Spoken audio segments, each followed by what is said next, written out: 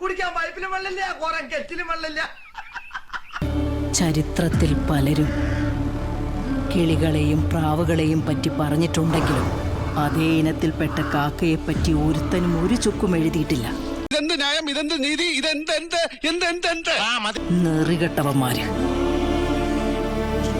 ഇത് വയറെരിയുന്ന കാക്കകളുടെ കഥ.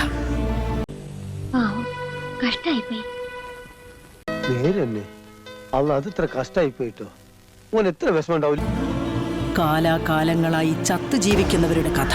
അത് വല്ലാത്തൊരു കഥയാണ്. പാൽ ചുരത്താനാകാത്ത അമ്മയുടെ മാറിലെ രക്തം കുടിച്ചു വളർന്ന കുലത്തിന്റെ കഥ. കുഞ്ഞു പറയുന്നതിലൊരു അല്പ കാര്യമുണ്ടെന്നാ എനിക്കും തോന്നുന്നത്.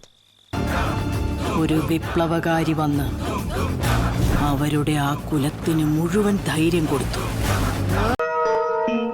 ഇത്തിരി എരിവും പുളിയും കൂടുതലാ. ഇത്തിരി പരാമറും ഫോളിഡോളും കലക്കി സ്പ്രേ ചെയ്താൽ ഇവന് അടങ്ങും. ഒരു ചമ്മന്തി പരുവത്തിലാക്കണം. ഇതാ കാക്കകളെയെല്ലാം ഒറ്റക്കെട്ടാക്കിയ ഒരു വേശ്യയ്ക്ക് പിറന്നവന്റെ കഥ. ഇതാ കാക്കകളെയെല്ലാം ഒറ്റക്കെട്ടാക്കിയ ഒരു വേശ്യയ്ക്ക് പിറന്നവന്റെ കഥ. ഈശ്വര, ഇവിടെ ആരില്ലല്ലോ ഇതൊന്ന് പറഞ്ഞു ചിരിക്കാനായിട്ട്. ഒരു വേശ്യയ്ക്ക് പിറന്നവന്റെ കഥ.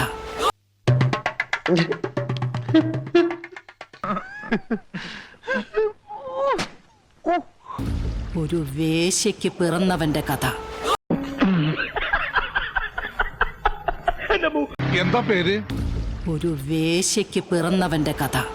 നല്ല പേര്. കുത്തി ഇറക്കാൻ ചങ്കിലോട്ട്. എന്നിട്ട് നിനക്ക് ഇഷ്ടമുള്ള എന്താന്ന് വെച്ചാ നീ അങ്ങ് ചെയ്യ. എന്റെ മകൻ നായകനായ കഥ. നിനക്ക് സംതൃപ്തിയായിട്ടാ ചതിയോ? നിന്റെ അമ്മയുടെ കർത്താവിന്റെ നാമത്തിൽ ബാക്കി പറയരുത്. ഞാൻ പോകുന്നു. Bye bye.